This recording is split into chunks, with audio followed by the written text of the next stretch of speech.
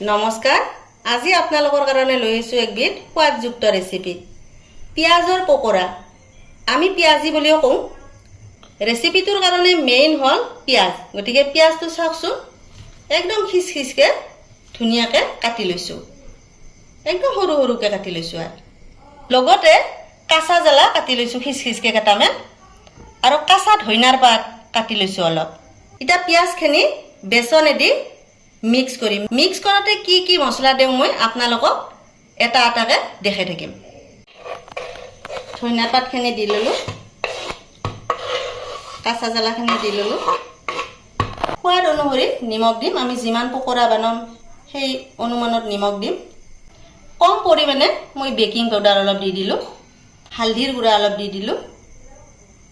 সোৱাদৰ কাৰণে একদম কম পৰিমাণে জিৰাৰ গুড়া অলপ দি দিছো আৰু মেইন বস্তু বেসন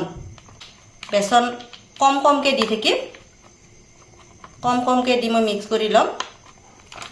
ইটা মই গোটে বস্তুখিনি বঢ়িয়াকে মিক্স কৰি লম মিক্সটো ভাল হ'ব লাগিব মই ইটা অলপ পানী দিম পানী দি মিক্স কৰি লম সাম কিমান পানী লাগে কিমান আৰু যদি বেসন লাগে বেসন অলপ দি দিম প্ৰথমতে মই পানীটো দিম অলপ একেলগে বেছিকে দিবা নৰে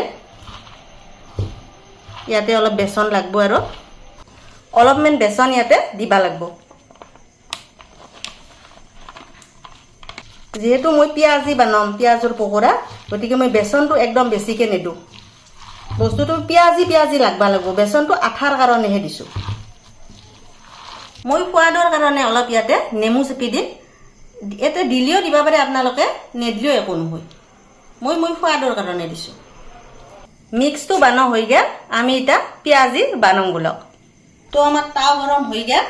আমি এটা ৰিফাইন দিম ৰিফাইনটো দি দিলো ৰিফাইন অলপ বেছিকে দিবা লাগিব যেহেতু পিয়াজি বানাম ৰিফাইন গৰম হৈ গেল মই এটা পিয়াজি হে ইয়াতে দি দিম মই হাতে দিয়ে দিম এনেকে হাতে দি বানে মই সুবিধা পাওঁ কাৰণে মই হাতে দি এনেকে দি দিছো এনেকে হাতে দি বানে বানেয়ে দিম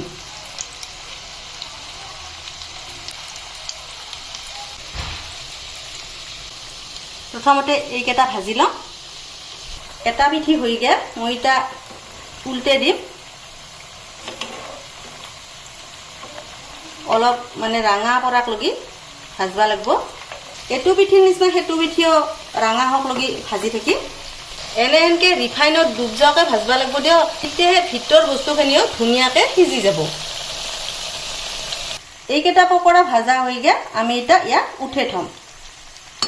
উঠে থৈ বাকিখিনি পকৰাও এনেকে আমি ভাজি লম চাওকচোন কালাৰটো কি ধুনীয়া হৈছে বাকিখিনিও এনেকে ধুনীয়াকে ভাজি লম দিয়ক ভাজি উঠি মই আপোনালোকক দেখাই আছো চাওক গোটেইখিনি ভাজা হৈ গেল এটা মই আপোনালোকক ভাঙি দেখে দিম কি বঢ়িয়া হৈছে চাওকচোন দেখাত যেনেহেন হৈছে খাইও একদম হেনেহেন হৰ হ'ব